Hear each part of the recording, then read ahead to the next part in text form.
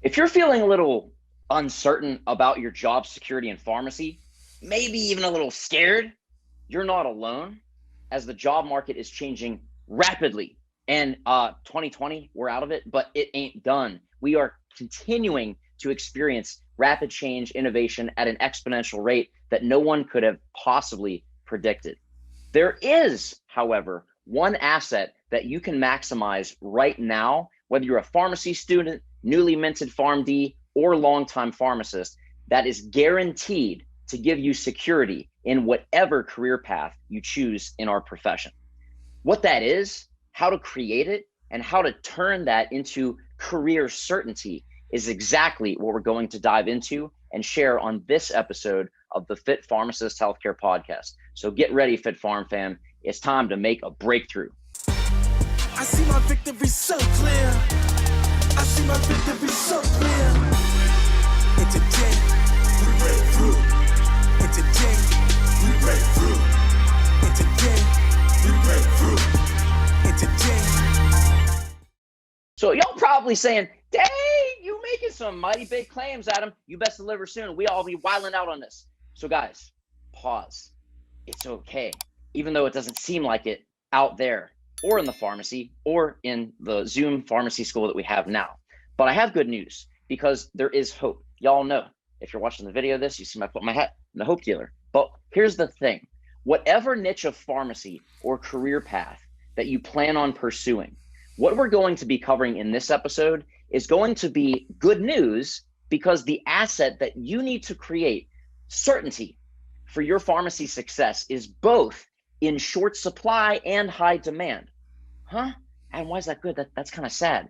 It's good because it's an opportunity for you to innovate and step up to be the leader that you were meant to be. That's right, the leader you were meant to be. It not only creates career fulfillment, but as a side effect of the skill we're going to dive into with our special guest on this episode, it will also generate more revenue in your paycheck. So that every time you roll up in Chipotle or do that curbside, regardless of where we are in the COVID process, you'll be able to start your process with, I know guac is extra, give me double. It's going to be like that. And it's this one asset that's going to give you fulfillment, flexibility, and just an amazing career impact. And that one asset is leadership. Huh? Adam, I thought this was going to be more profound. It is. And here's why. Leadership is essential because it's not just the most impactful skill you'll ever create. It's also the most challenging and humbling skill that you will have to develop for one reason and one reason only. Before you can ever hope to lead anybody else, you first have to lead yourself. And I can think of no one more qualified, in tune with the needs of both pharmacists and pharmacy students as it relates to the real world, present day pharmacy career market than the organization executive director of, yes, you guessed it, Phi Lambda Sigma Leadership Society of Pharmacy. So I am so excited to introduce to you guys Brandon Jennings to the podcast. Welcome to the show, my man. Thanks for having me. Super excited to be here. Dude, you are like, literally, the timing is perfect. And guys, we were talking about this before we got started. The timing is perfect for so many reasons. But because we're in such a whirlwind of uncertainty, and I mean, you work with pharmacy schools all across the country, and you hear their concerns as well as what they're looking for. So would you agree that that's one of the biggest concerns, is focusing on job security? And I spent all this money, I spent all this time on getting a doctorate in pharmacy. What am I going to do with it? Because literally things are changing every day. Is that kind of in line with what you've been hearing at chapters across the country? Yeah, absolutely. And I think, you're right on with the uncertainty piece. That's tough, right? You go into something, you've invested 4+ years in all of this, and then we don't really know what's happening on the outside, and 2020 just blew things up of what to expect moving forward. We really don't know.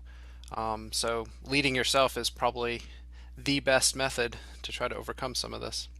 Without a doubt. And guys, you might think like there is no certainty in pharmacy. That might be true, because when you roll into the pharmacy, whether you're a student, an intern, or a pharmacist, you really never know what's going to go down there. But if you're able to equip yourself being so that you can rely on skills that you've genuinely created, not hyped up and not done the work behind the scenes, but you've actually been doing the work, personal development, looking at your blind spots, looking in the mirror, and having peers that can say, these are your strengths, these are areas that you might want to consider stepping up in, which is humbling. And that's exactly why so few people do it, because at first it can kind of be like all your fears and think like self-limiting beliefs, they kind of surface. And if you're not able to break through those things that we all have, by the way, so yes, you listening saying, I can't do that, that's me. We all have that. If you're not able to break through, you will not create a literal breakthrough to becoming the leader that every single organization needs, regardless of where you're at in your career.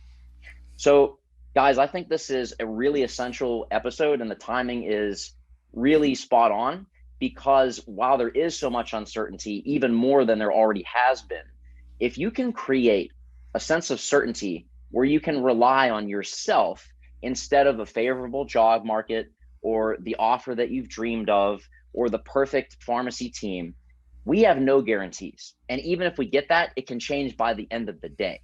But if you can focus on one asset that will allow you to have that certainty because you're relying on yourself, imagine the peace that will give you. And also at the same time, the challenge. And that is the beauty of the pursuit, because you are creating the leader that you would want to follow. And that's really the whole premise of this podcast episode. So guys, I just want to give a quick kind of background on what PLS or Phi Lambda Sigma is. I was honored to be a member when I was a pharmacy student, and there's an exciting event coming up that we're going to talk about. If you're in PLS, either as a pharmacy student or you're staying connected as a pharmacist. But real quick, Phi Lambda Sigma is the International Pharmacy Leadership Society, and their mission hinges on the ability and focus to support pharmacy leadership commitment by recognizing leaders and fostering leadership development.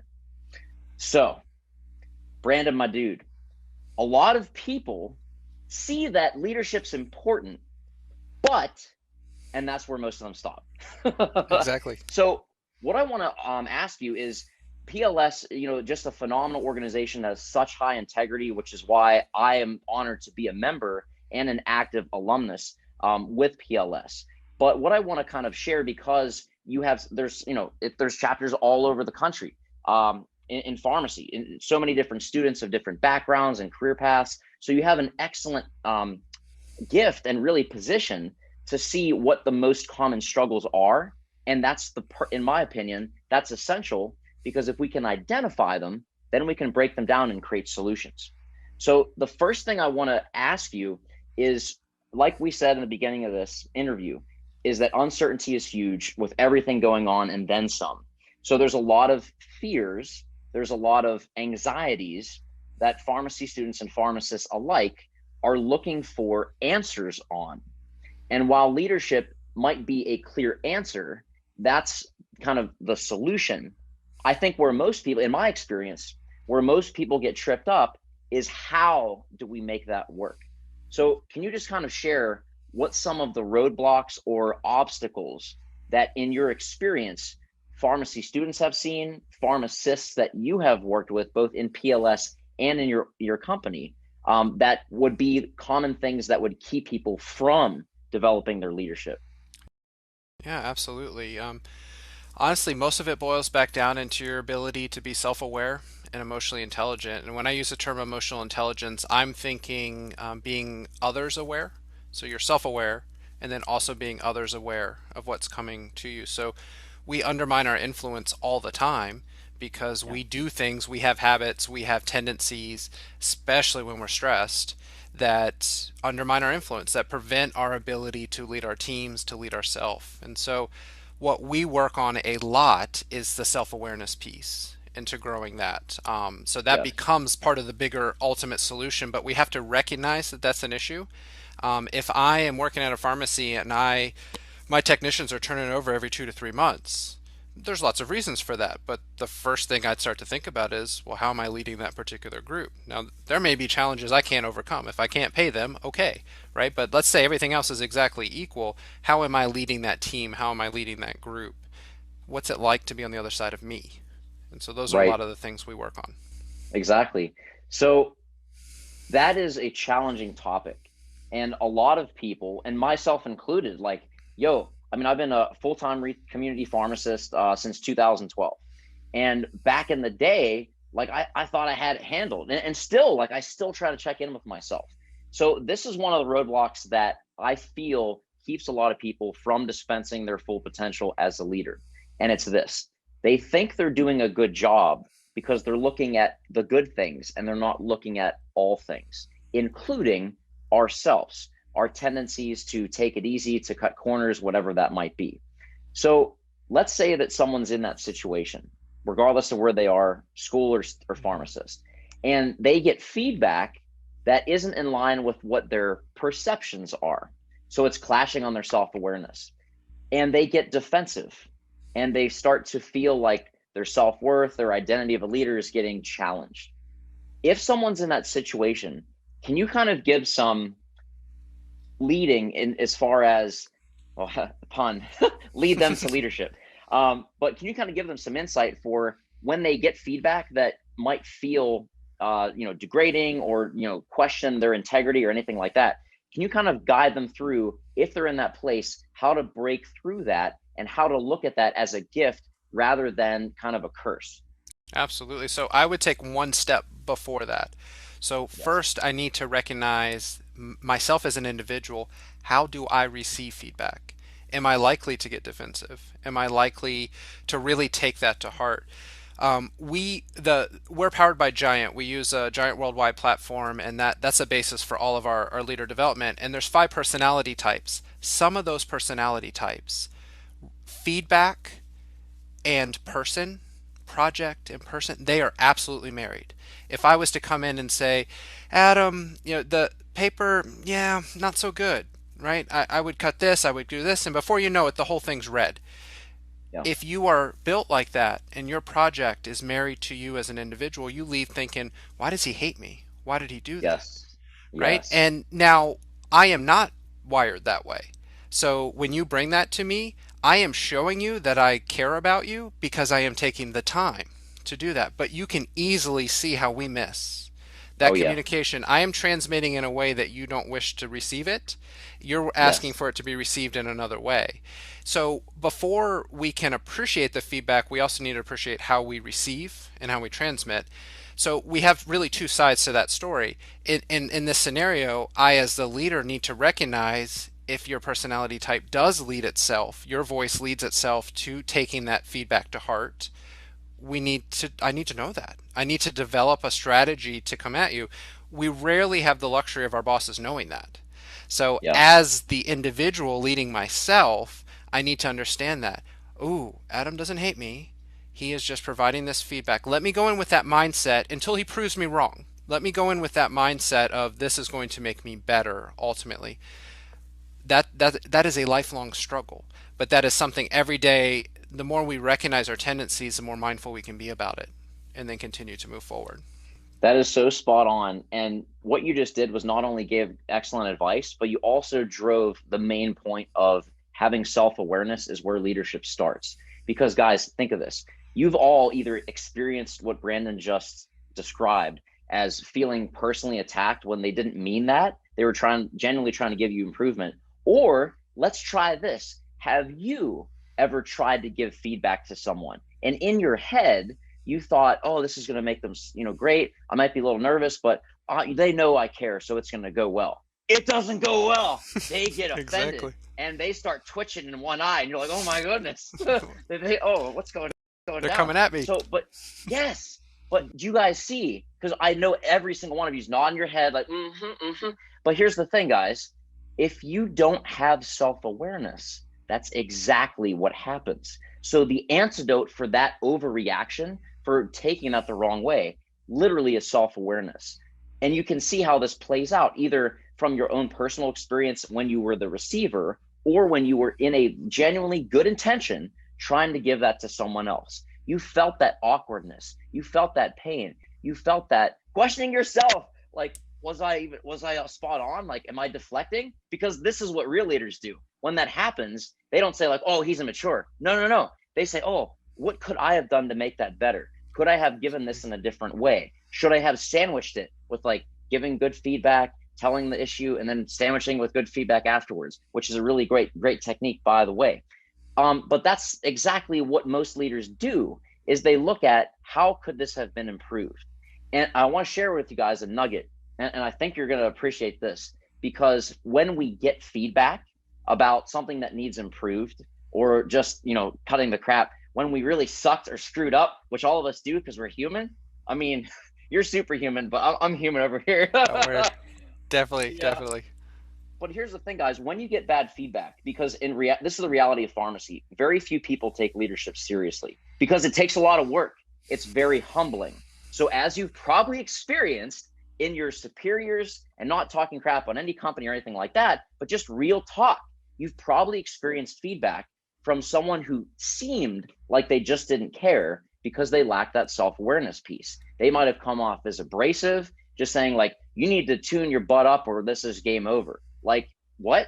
Like, and that's how some people's are. Like, some people, that's just their tendency. But here's the thing, the filter that I really urge you to use, because it's really going to help you flip that script of a personal attack and allow you to see that maybe this is actually a blessing that just has some jagged edges. So here's what it is.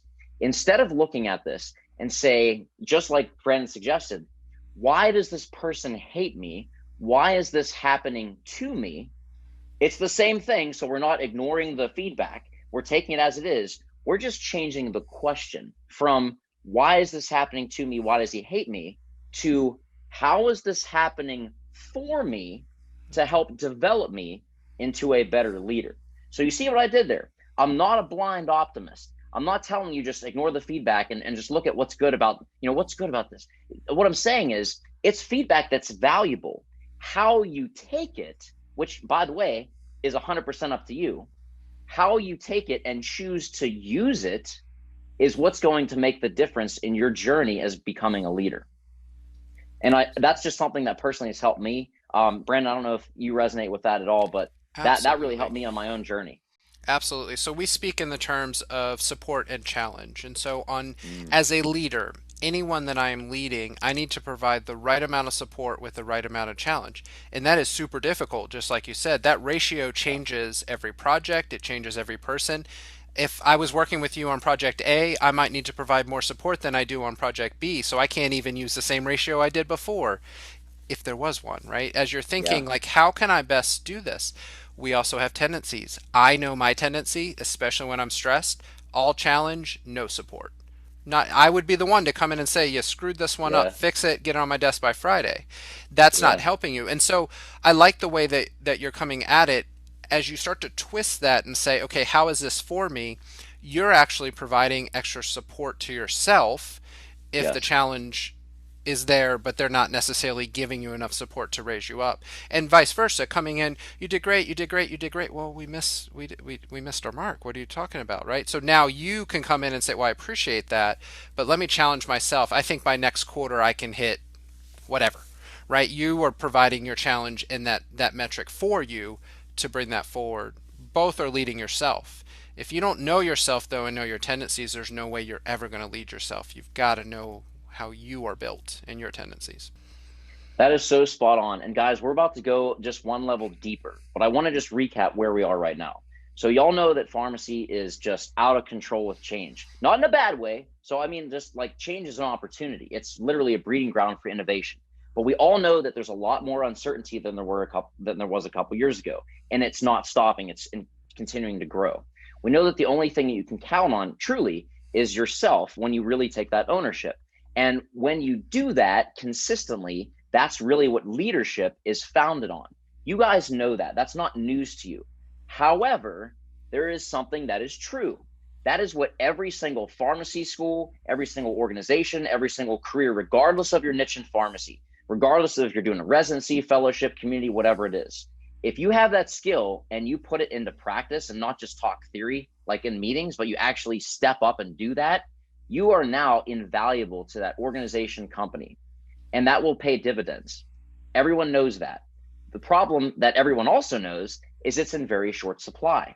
And what we're going to uncover is why that happens. So right now, Brandon just shared invaluable truth that you have to realize there's different personality types. You have to recognize that everyone does not receive things the same way. And in that same light, not everyone has self-awareness, and everyone is at a different process of that self-awareness. So how you give it with that balance of challenge and support is going to make a huge difference. Now we're going to open this up a little bit wider. When you give this sort of feedback, you have to also realize that people learn it different. So like Brandon said brilliantly, like let's say someone needs more support and then just a little challenge, or they're going to get overwhelmed and shut down. Well, then you have to realize that people absorb that feedback differently. Some people like the spoken word. They like to be told things. Other people like to have notes and bullet points and like to visually see it. They're visual. Okay. So let's say that you did everything right, but then you wrote all these notes down and they take it as, oh my God, this is overwhelming. This is like a final notice. It's like, oh, on my house. Oh, I'm going to go. Ah, what am I going to do? But then other people, you say the word and they're like, oh, I need it in writing. Like this doesn't count if it's not in writing. Like, how do I remember? I need to know it. So there's so many submodalities of this. And I'm starting to show you why it's so rare, because as you can start to see, and this is just like less than 1% of this deal right here for real. But as you can start to see, there's a lot of layers to really do this. And here's the other thing that compounds this. Just like Brandon said, all these little things are different for every person. So guess what? It's a little bit challenging. So you can see why the supply is quite short, because it is an ever evolving challenge. You're not perfect at it. You're not like, oh, I graduated next. No. There are many different levels. Yeah. So the reason that I'm telling this, Brandon, is would you agree that like that's the reality of pharmacy? Like no BS, like this is literally how it works. That's it. And identifying it. A lot of the tools we use, one of them is a infinity loop. And it's because no matter how much you identify your tendencies and the actions and then ultimately what happens from that, you still come back around in the loop back to your tendencies. So whether they were positive or negative consequences, that's going to impact your next tendency. And no matter how well you do it, it's a never-ending process. And so as you mentioned, as a leader, if a relationship is not going well, if feedback didn't go well, whatever, you didn't meet your goal, your project didn't turn out, the real introspective look should be, what did I do? What could I have done in a different way that would have positively impacted this team? Or was I doing things that was undermining my influence and negatively impacting this team? That should be part of the debrief, the postmortem when this is all done. Not just, well, geez, every time I'm on a team with Adam, he stinks and we don't get this done. Like that's not that. Okay, maybe that is true, but you better look inside first, because you're never going to be able to lead the other person on the other side of you if you can't lead yourself first. We've got to recognize those tendencies. If every single time you walk in the office, I'm like, yeah, give me a minute, I'll be right with you. How likely are you to walk into my office? Well, for the first 84 times, it really didn't matter. But the 85th time was that one thing that was going to save our organization. And you didn't come tell me about it because I blow you off every single time you're in there. That's my tendency. If I don't find that, I'm going to undermine my influence. And I think we've all worked for bosses like that, where they could care less about me, they feel. And that could be why. It's purely a tendency. It has nothing to do with actually how they feel. Exactly. And what you said, I think, is really spot on, that I want to kind of share with people, because what I'm going to do right now is I want to give some voice to some thoughts that people might be having, whether they're watching this interview on YouTube or they're listening to this on the Fit Pharmacist Healthcare Podcast. And what that is, oh, this makes sense, Adam, but I just wasn't born a leader. I don't have it. I see other people like you guys and my classmates, and they're just like, they've got the reins. I don't have that. So I guess I'm just screwed. Can you speak to that? Absolutely. So I'm a firm believer that leadership is learned. We all come from different backgrounds. So we are made up by our nature, nurture, and choice. So by nature, you're born in a certain way. And so my dominant voice is a very loud voice.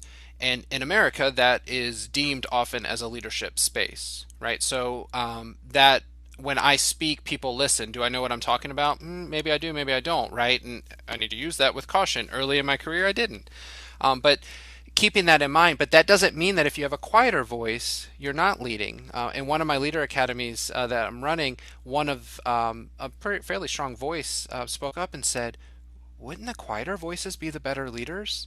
And had a well thought out thesis of the entire process of why we should actually invert the way that we come about in leadership. And that just got me thinking, there is no way that this is born in you. This is a lifelong process of being vulnerable, of recognizing your tendencies and improving on those. We all have that ability. We all bring valuable skills to the table, and we all have skills that we're really bad at.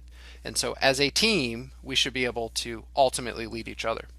Oh, so Brandon, you just hit on something that I didn't think about going into this, but it's so true. In my experience, and I'm obviously, I mean, I have a podcast. I'm a loud guy. I'm a professional speaker. Like I speak and all this stuff. But here's the thing I learned in meeting pharmacists all around the world. Most pharmacy students are introverts. They're not the guy that's, on the podium and stuff like that. So they feel like, I don't like to talk. I don't like to lead conversations. So therefore, I don't feel qualified to be a leader. But what you just said is so profound. And if your guys are listening to this, that's actually the answer, if you're listening to this. So if you feel like you don't have a voice, sometimes listening and being quiet is the loudest voice of all, because so many people feel unheard and they don't feel like their opinions are valued. They never speak up. But if you show up as an introvert with your tendencies to actually listen, acknowledge, and respect, and guide them to understanding where they need to improve, whether the issue is or whatnot, it's actually going to make you the loudest leader of all, because you had the leadership skill of being quiet and listening to those who felt like they weren't heard. Absolutely. You want to get your team going, that's how you do it, right? So my voice, I learned early on through a lot of our training, I need to shut up. Like I go last, right? Because I always have an opinion about something. I've always thought of the solution. I have the plan in my head. But what I will do is often squash the quieter voices in the room. And some voices are just quieter. That is by nature who they are. They bring so much to the table, so big in relational glue of the actual group, but they can be squashed. So what you just described is, I call it a safe environment. I think that has a bunch of different connotations, so I don't want to take it down an interesting path there. But you're creating a space that allows people to share. You now end up with differing viewpoints. You now end up with the best plan on the table, instead of the employee, the teammate, the friend sitting there saying, well, I'm not going to speak up because they never listened to me. And the whole time they had the gold that was going to take this to the finish line, and you never got it out of them. From my voice perspective, I would just overpower them and be like, oh good, everyone's on the same page. And I'd leave the room thinking we're all great, and no one in the room had bought into anything.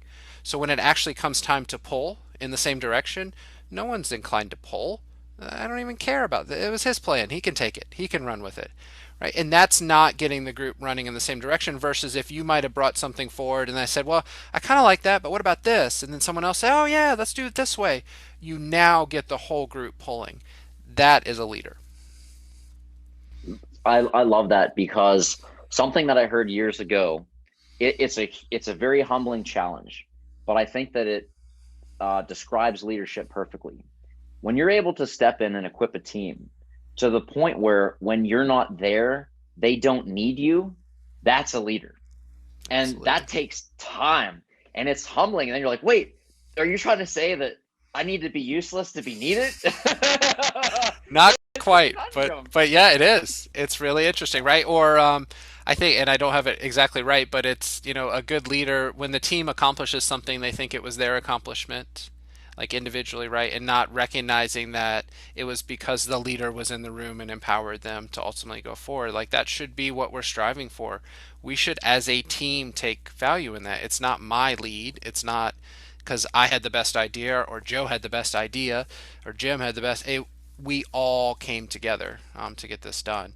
And I don't see it happening very often, and it's because I don't think we put in the time and the effort into our self-awareness to fully understand it and to look at this. And you're going to be stressed. You're going to be stressed in your day to day. We all are, no matter what's happening, personal, professional. And you're going to fall into your basic tendencies. And I'm going to fall in my basic tendency of not listening to you. That's my basic tendency, unless I pay attention to what I'm doing. Exactly. And guys, I hope that you're from listening to this, we've broken down some of the stereotypes of what a leader really is, because it's not just being the loudest guy in the room that has the podium. That's not like that. Honestly, that's like maybe 5% of a leader, for real. So the point of that is to show you and hopefully inspire the potential that it's not the other person, or it's not that you weren't born with this. It's that every single person, yes, that includes you, has leadership. It's just, what are you going to do with it? It's a gift that needs cultivated, developed. It's an ongoing process, like anything. Like, do you really think that you graduate pharmacy and you're done? Like, let's be real. It's called continuing education because it never stops. And that has to do with all great qualities like leadership. So there's a couple things that I wanted to address to you guys listening or watching on YouTube. First, that the standard stereotype of, being a loudest man in the room of leadership and I don't have it, I'm not born with it, is a bunch of crap. So that ain't true. So boom. The other thing is, from talking with all the amazing insight that Brandon's given, is that there is lots of different ways to be a leader. And oftentimes the things, the qualities, the gifts that you've been counting out is what your team has been counting on, because not anyone has that. So I'm hoping that a seed has been planted in showing you that, yes, you are a leader. It's not that you're too quiet or, you don't have it. It's that there's immense potential and opportunity.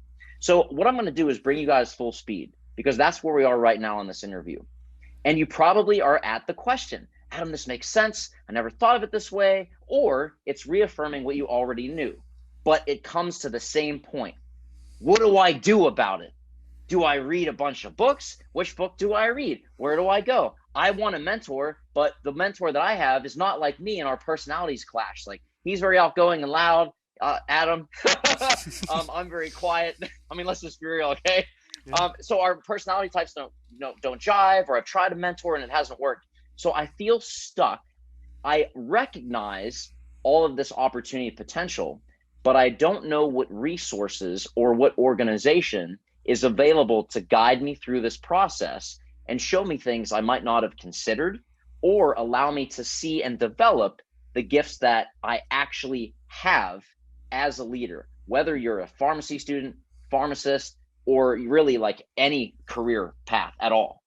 So that is where I want to bring in Phi Lambda Sigma, because literally it is like legit in pharmacy. It is where the leaders of leaders come, not to stand on the podium and get awards, but to come and learn with each other, saying, I might have done good things, but I want to get better.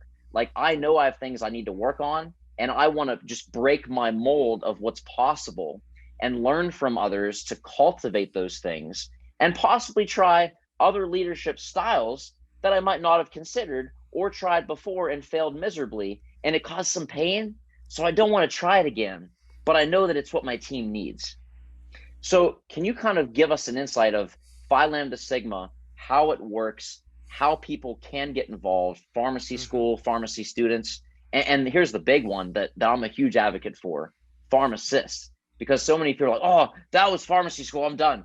Right. Yeah, now you actually have a playground. So yeah, you're not done. Yes. Now it's time. I appreciate your thought there, and I want to stress that it's all the above. So if you've had a mentor that you don't jive with, find another one. Right? If you go to a physician you don't like, you go find another one. Like, do the same, and it's super important to be able to have those discussions. Although complete opposites, sometimes it does work out quite interestingly. So we within PLS, so staying involved and from the development side, I will say it's been about 8 or 9 years. The National Executive Committee, which pretty much changes over every year, but we've made a commitment every single year to really grow the development piece. for the longest time, we're really good at recognizing leaders, but developing a strategy to develop the next generation of leaders is really quite a daunting task. And Yes. I was national president in 2014. We had a discussion at that time of really pushing and trying to move into leader development space. It's now 2021, and we're finally getting some of that done. So just to show you how much time that takes Yes. to really do it kind of the right way. But we had to go off and find a strategy that works for us. And that's, you heard me mention Giant. We use that as the basis for our educational material and then overlay it with our expertise that comes into play. So what we look at, so there's obviously opportunities within the organization on the committee level and running for office and all of those things, and we can definitely chat about that. But on the leader development side, we've really been pushing some opportunities both from what we call leader academies, so intense growth. We've got 2 collegiate groups going through, 22 students that applied and were accepted into the program, and every 2 weeks really growing their self-awareness, emotional intelligence. That is what leadership is. It's not like, oh, here is the leadership stick, this is how you do it. It is really understanding who you are as an individual. And that is the basis for what we do. So our education is, you need to know you, then lead you, then we can talk about leading the rest of the team. Usually Yes. we sort of know something about ourselves. We don't ever talk about leading ourselves. Do as I say, not as I do. And then, oh, let me lead the team, I'm ready. You're not anywhere close to being ready, and you end up with some of the bad examples we talked about earlier. So. Oh, guys, if you're watching the YouTube, you see my smile is like going widescreen because this is so freaking true. If you want to lead other people, you have to first start with yourself. It's the reason that so few people become leaders because oftentimes we see spots in that mirror that we're not really proud of, but you can actually turn those tests into your testimony to help other people go through that too. But there's so many things I love about what you just said and why I'm so passionate about PLS, not only as a pharmacy student to develop the next generation of pharmacist leaders, but also pharmacists coming back to support that. And that point right there is one thing I just want to just use you as an example. Sure. So guys, there's a lot of organizations just outside of pharmacy, just in general, that, they have positions and it's like, oh yeah, you do this. Here's the guidebook. Okay. You got this little, certificate and you just regurgitate. That's not what PLS does. These are actually leaders in pharmacy that they don't walk the talk, they dance and write the guidebook. Like it's for real. I'm gonna use you an example. So you're the executive director of PLS International, right? What do you do outside of PLS? Just tell us real quick what your role is tell us. I run my own company. I do lots and lots of leader development within pharmacy space, but all business and all spaces, working with companies to try to help them overcome the basic challenges that we see in communication in teams. So that's a big part of my business. And how long have you been doing that? Formally as a business for about 2 years, but informally pretty much my entire career. Dude, so one of the foundational blocks that I'm pulled to in PLS is the integrity, because every single person in this organization does what they say. And it's not like, oh, they got lucky one time. This has been a repeated process. Not that they're like, they're done. Like we said, this is an ongoing process, but they have the experience. They've had the pain. They've had the insight of what happens when you do it the wrong way so that you don't do it again. And seeing that firsthand to teach people and guide them. So imagine if you had not a mentor, but an organization of mentors, not only teaching you from, years of experience, but learning along that process the same time you are, so that you can not only get fed this leadership mentorship food really for your leadership development, but you're also learning along the way and sharing those struggles. Like, I'm a pharmacy intern, let's say pharmacy school. Okay. I'm a pharmacy intern. I started with, this new job, and I'm seeing some things that kind of clash with my ethics, and I'm not sure how to talk about it. Or you're a new pharmacist and, life's going to get easier. Oh, number one thing. And I thought this too, when I graduate, and there's no more tests. I'm gonna have so much free time. So easy. Let's be real. Let's be real. But you realize that it's a lot more than it seemed from the classroom, and you start to realize there's a lot of spinning plates. Some are like really slow, and you have to jump to them before it falls off and crashes, and some are going at hyperspeed. So how to manage those and everything else. So there's a lot of different aspects to leadership depending on where you are in your path. And it's not only learning those, but teaching them. And that's my belief, is the best way to learn is to teach it. And you can't do that unless you've gone through that process. We learn something new every time. Like we're learning along in the process. Exactly. And that's why PLS is such an essential organization, and why it's not something where you just, sign up, pay your dues and get added to your resume. This is application. Like, this is literally the cream of the crop in terms of people that are committed. So it doesn't mean you have to have, 10 awards in order to qualify, but you have to show a few things indicating that this is something that you're taking seriously. So what I want to just kind of, if you guys have not heard of this or you have misconceptions about PLS, so right now I just want to talk to pharmacy students. Can you kind of share PLS, how to get in, what that process looks like? Maybe they've applied before and didn't get in, and they just threw in the towel. So can you kind of speak to anyone in that process that aren't in yet but are interested? Absolutely. So at the collegiate level, every chapter we empower them to have their own process when it comes to the specific details of how they're recognizing. But on a global perspective, it is peers, your fellow pharmacy students, that are recognizing your experiences in leadership and recognizing those and bringing you into the organization. Some will allow for self-nomination, some will nominate you. Again, every chapter is a little bit different in that process, but regardless, it is your peers, which is quite humbling that they recognize that you're a leader within the school. And it doesn't even need to be within pharmacy. It doesn't need to be experiences while you're in pharmacy school, but you could be leading your civic organization, the local homeless shelter, whatever that looks like, for you showing those leadership skills. And it's not just leadership positions, because what I always say, presidents of student organizations. Why are you president? You're popular, or no one else wanted the job. Yep. So what are you doing with that leadership? Exactly. How are you developing yourself? You're going to screw stuff up, which is the perfect time to do that in pharmacy school. Learn from it and grow from it. But we, as an organization, really promote leadership. It doesn't mean leader positions. It's leadership. There it is. I really want to drive that point home because it's so important. Guys, pharmacy students especially, we are really hard on ourselves, and we tend to downplay our success so that we literally have a highway to stress and a dirt road to happiness, because we've done all these things, but it's not, quote, good enough. We don't have first place. We don't have this and that. We don't have more degrees in a thermometer, so we must not be good enough. And what you just said is so important. It's about leadership qualities and not leadership positions.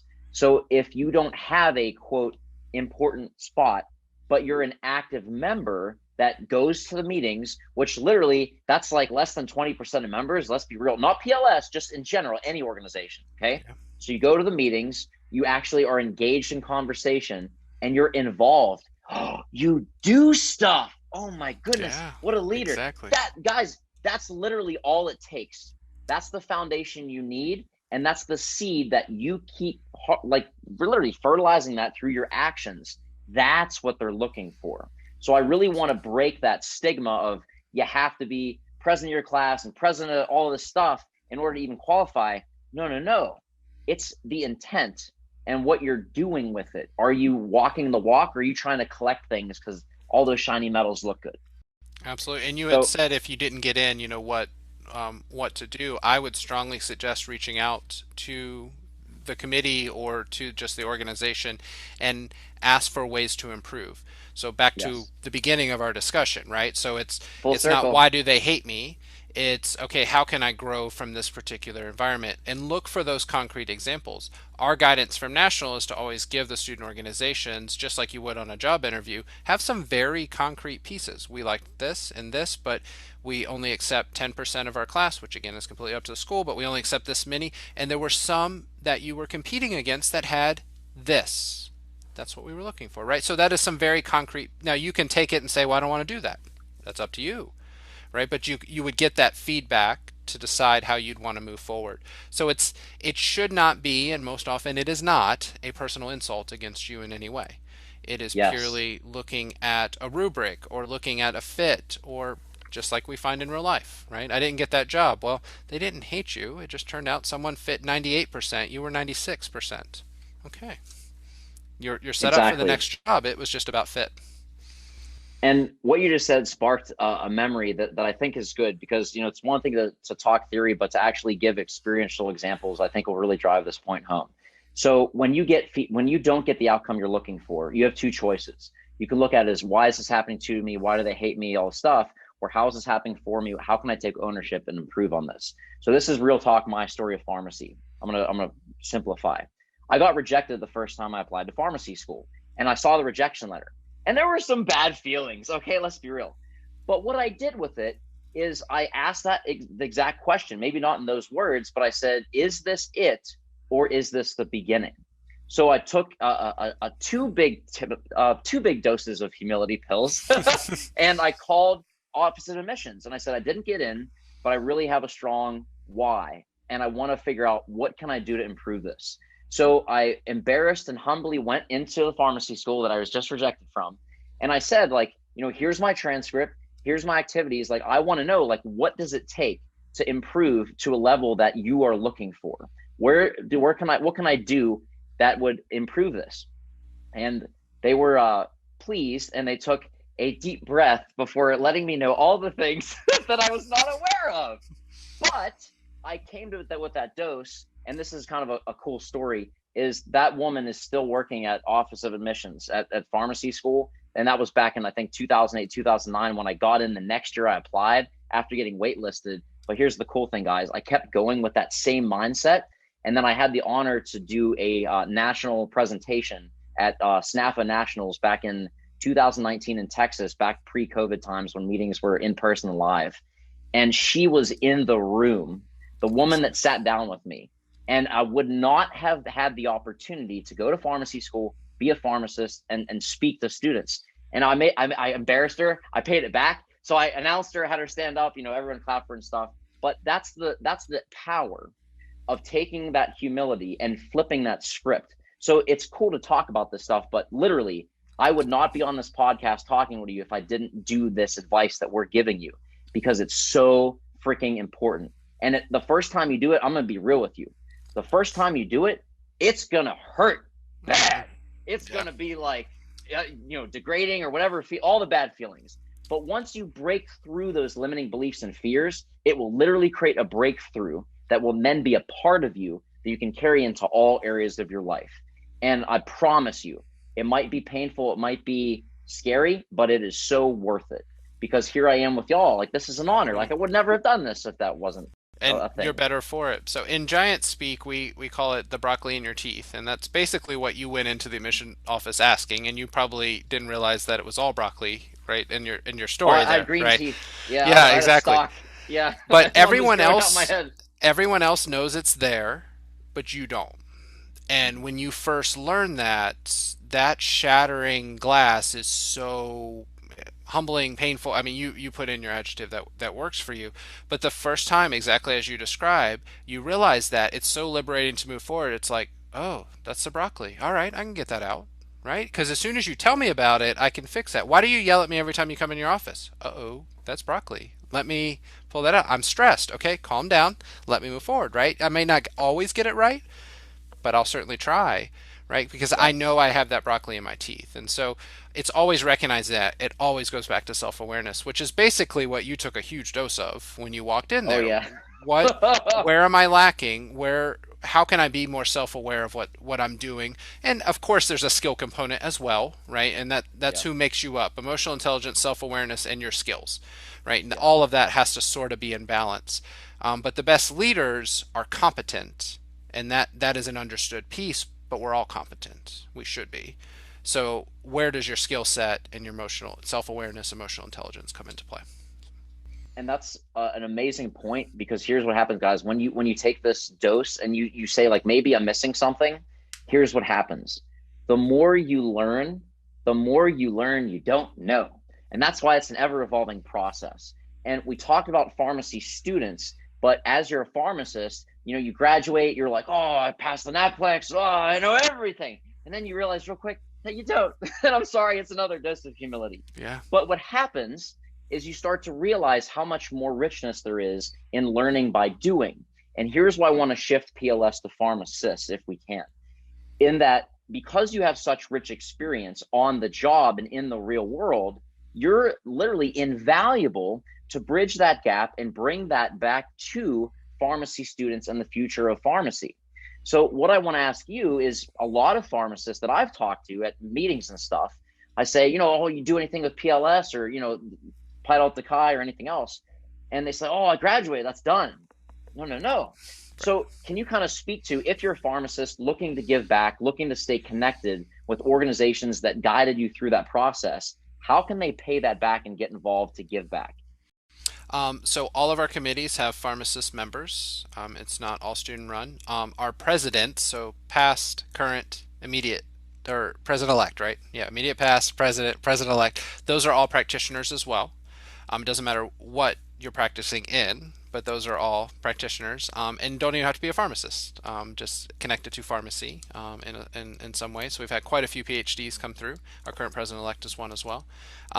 So that is in that spot. We have a committee that likely fits what you're interested in. If this mentorship and leader development piece is of interest, we have a programming committee. If student engagement is of interest because you were active or not active as a student and you have ideas for what that looks like, we have a committee that works on that. And then I know you want to chat about, but we've moved into developing our own programming and content.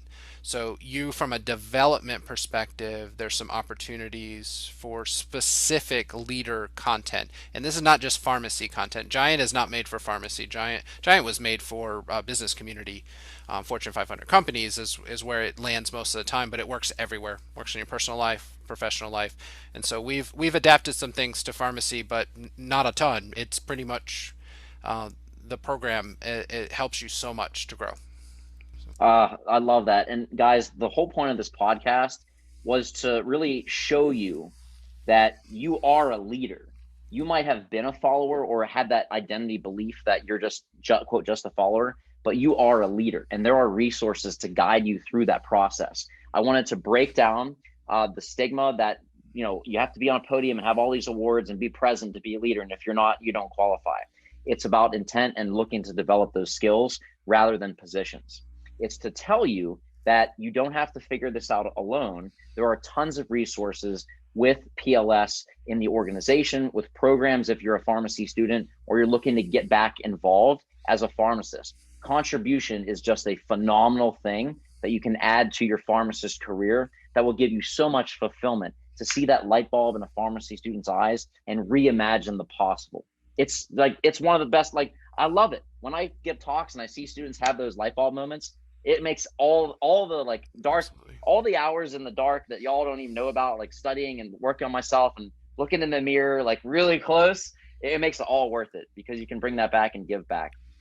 But the thing I really wanted to tell you is that while these resources are great, I am a firm believer in the concept of immersion, which is, dabbling, doing things consistently is great. But have you guys ever studied a foreign language? Let's go back to middle school, high school days. You take your Spanish class, and then you graduate and it kind of goes away. But the people that remember it for a long time, maybe they didn't study it as a degree, but they went to, let's say Spanish, for example, they went to Mexico for a week. They took a trip with their class to Spain. They literally were fully immersed in that concept or skill they were looking to master. And it literally got burned into their brain, so it became a part of them. It was no longer an endeavor.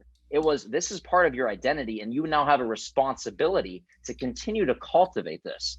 And it's fun because it's never ending growing. And if you're not growing, you're dying. So it's a great way to do that. Now let's get out of Spanish real quick. All right. And I did take Spanish as an undergrad, and it's very invaluable. You can actually use that to do medical mission trips, which is a whole other podcast. But what I'm talking about specifically here is with leadership.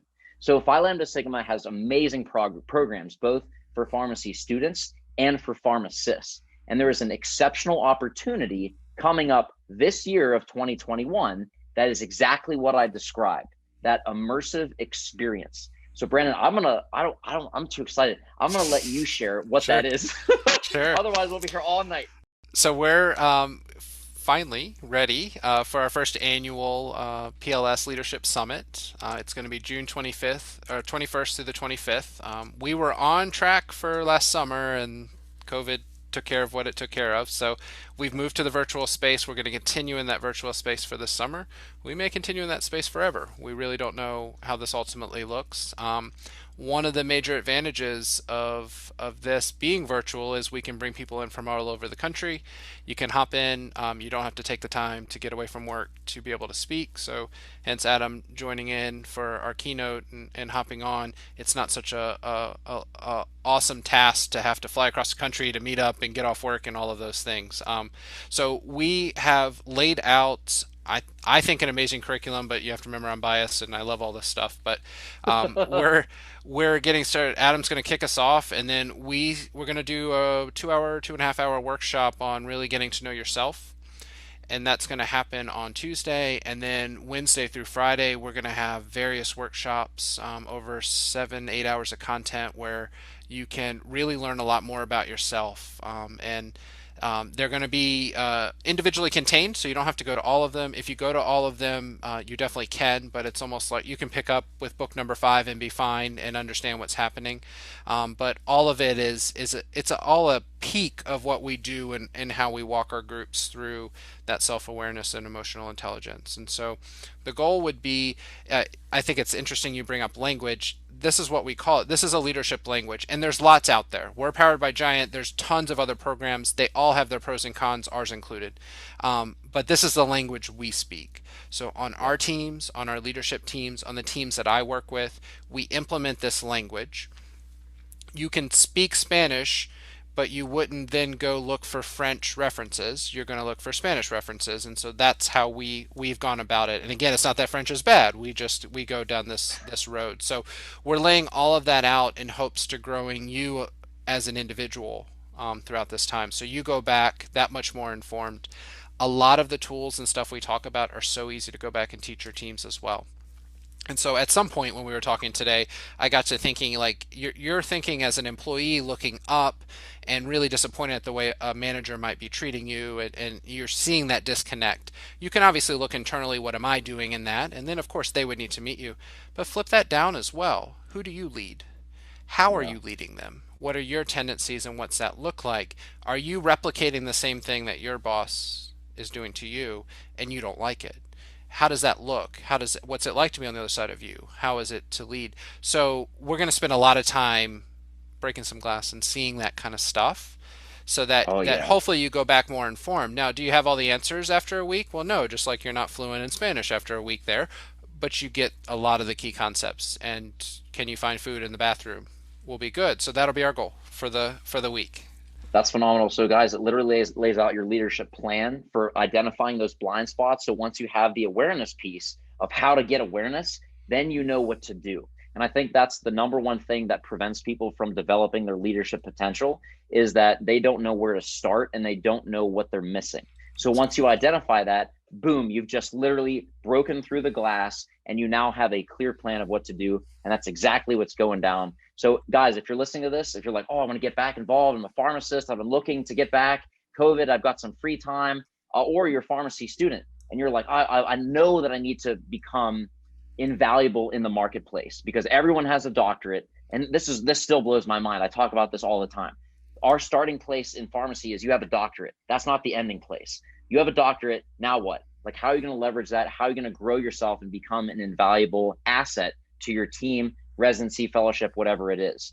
and that is becoming a leader. It's the one thing you can count on that will never change and give you certainty to make sure you are invaluable in pharmacy. So can you kind of tell us, if you're interested in this, because it sounds amazing, how do people get involved? Where do they go? I'll have all these links in the show notes so you guys can click them easy, but can you just share with us where and when and all the details? Absolutely. So phi-lambda-sigma.org is where to sign up. You'll be able to sign up on there. We've tried to keep the cost incredibly competitive and reasonable. So that's on there. All of our social media platforms for Phi-Lambda-Sigma will be blasting out. So by the time this is up, everything will be there. Awesome, guys. This was an absolute blast. And I just wanted to say thank you, Brandon, for all of the service that you do for pharmacy, for Phi Lambda Sigma, and for being on the podcast, because while this wasn't intended to be a 30-minute convo, we kind of got carried away. We did. I always do in this space. So.